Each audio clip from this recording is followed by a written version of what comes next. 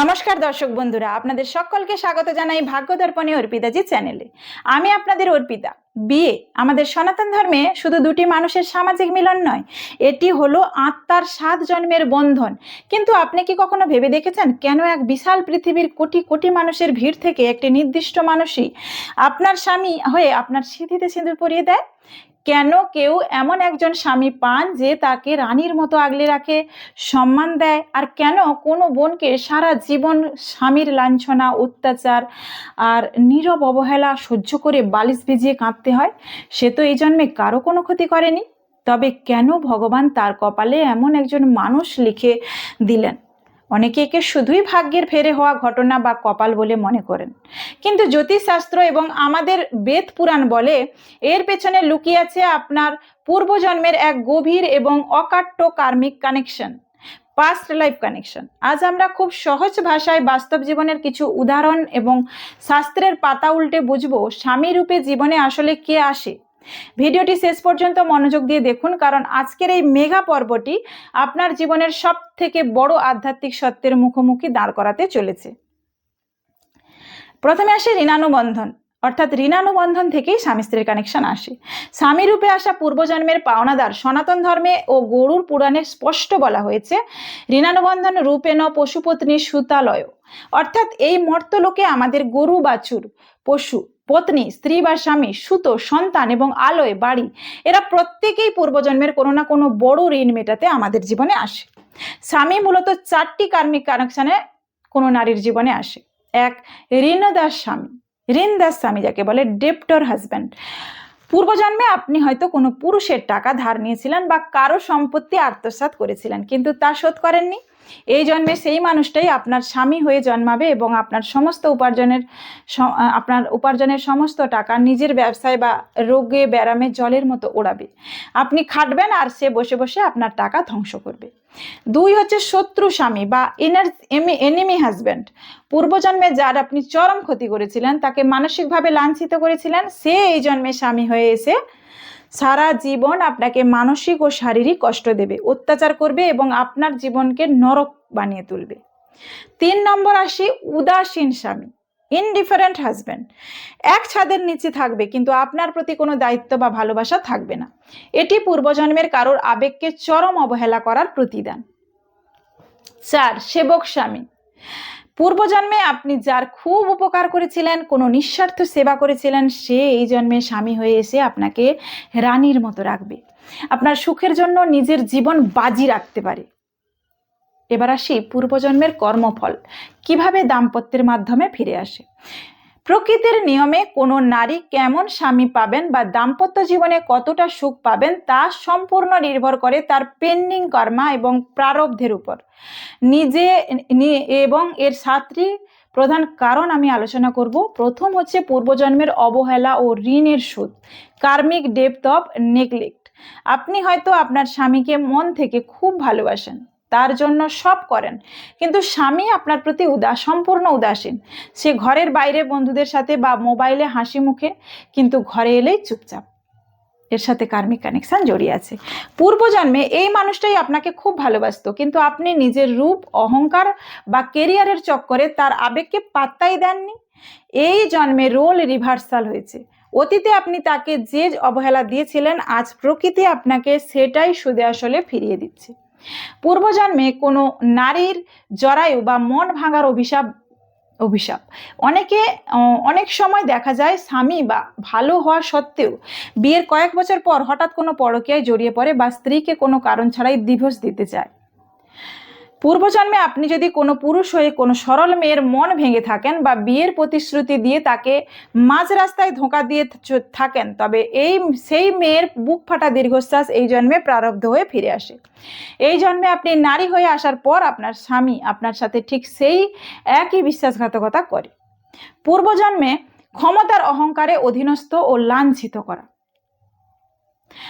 অনেক গৃহবধূ অভিযোগ করেন যে তাদের স্বামী সামান্য কারণে প্রচণ্ড চিৎকার করে, গায়ে হাত তোলে এবং ঘরের কাজের লোকেদের মতো আচরণ করে। পূর্বজন্মে আপনি হয়তো কোনো জমিদার, শাসক বা উচ্চপদের অহংকারী মানুষ ছিলেন, যেখানে নিজের ক্রোধের বশে কোনো নিরীহ দুর্বল মানুষকে পশুর মতো অত্যাচার করেছিলেন। এই জন্য সেই আত্মাটি আপনার স্বামী হয়ে জন্মেছে এবং মঙ্গলের উগ্র রূপ নিয়ে আপনার উপর সেই আগের জন্মের ক্রোধ উসুল করছে। কোনো মুক্ত আত্মাকে জোর করে সংসারে বাঁধার কার্মিক লুপ।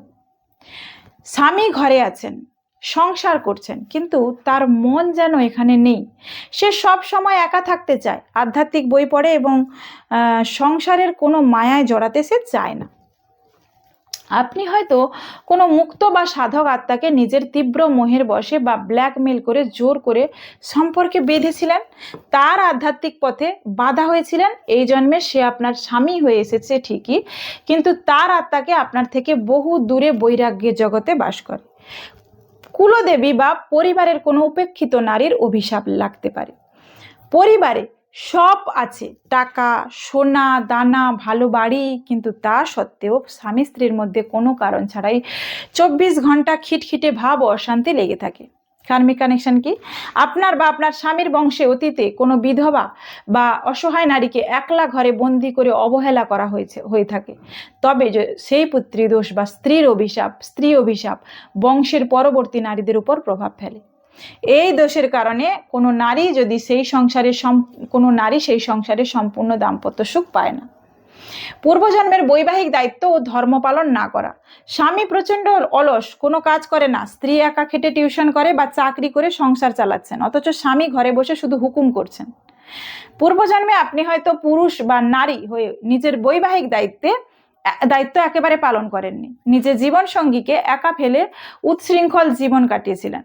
এই জন্মে শনিদেব ন্যায়ের দণ্ড নিয়ে আপনাকে সেই দায়িত্বের ভার একাকী বইতে বাধ্য করছেন। পূর্বজন্মের সাধনা ও সোলমেট কানেকশন, পজিটিভ কর্মফলও থাকে।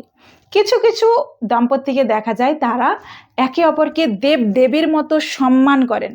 একজন অসুস্থ হলে অন্যজন খাওয়া দাওয়া ভুলে সেবা শুশ্রূষা করে তাকে সুস্থ করার চেষ্টা করেন। শত দারিদ্র্যের মধ্যেও তাদের মুখে হাসি কেড়ে নেওয়া যায় না। এটি কিন্তু পূর্বজন্মের সুকৃতি বা পজিটিভ কর্মফল। পূর্বজন্মে আপনারা হয়তো একসাথে কোনো বড় ধর্মীয় কাজ করেছিলেন, বাবার সেবা করেছিলেন বা আদর্শ দম্পতি হিসেবেও আপনারা জীবন কাটিয়েছিলেন। সেই পুণ্যফলের কারণে এই জন্মে দেবগুরু বৃহস্পতি ও শুক্রের কৃপায় আপনারা একে অপরের সোলমেট হয়ে জন্মেছেন।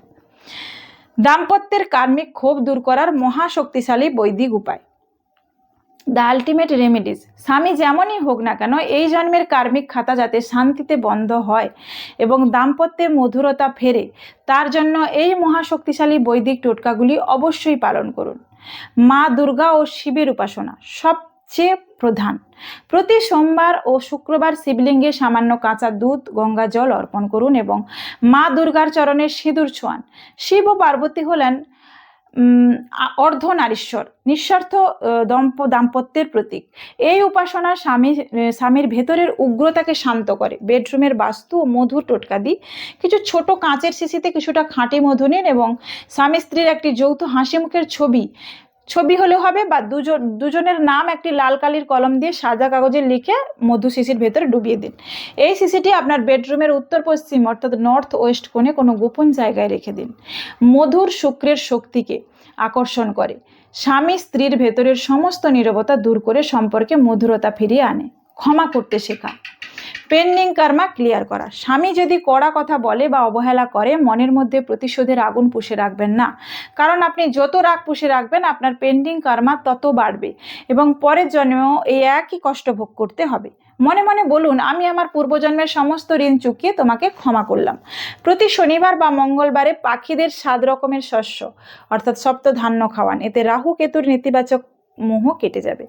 আমার যে সমস্ত বোনেরা স্বামীর অবহেলায় চোখের জল ফেলছেন, তাদের বলবো, সংসারটা যদি আপনার মনের মতো নাও হয়, নিজেকে অপয়া ভাববেন না। আপনি স্বয়ং মা লক্ষ্মীর এক রূপ। মনে রাখবেন, গ্রহের দোষ টোটকা দিয়ে কাটানো যায়, কিন্তু মনের দূরত্ব মেটাতে নিজেদের ভেতরের ইগোটাকে আগে ছাড়তে হবে। ঈশ্বর আপনাদের মঙ্গল করুন।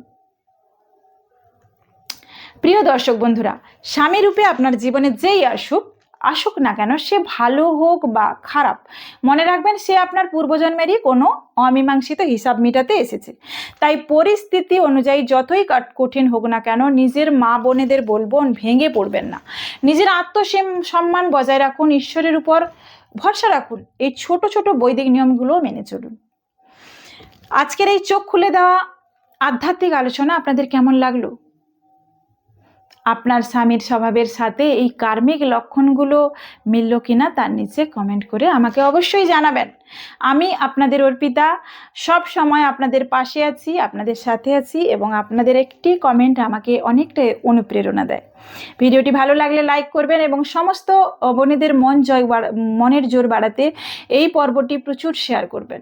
জ্যোতিষ বাস্ত্র পূর্বজন্মের এমন নিখুঁত সত্য বিশ্লেষণের জন্য এখনই ভাগ্য দর্পণে অর্পিতা জি চ্যানেলটি সাবস্ক্রাইব করে পাশে থাকা বেল আইকনটি প্রেস করে অল নোটিফিকেশনটি অন করে দিন। ভালো থাকুন, সুখে সংসার করুন। নমস্কার।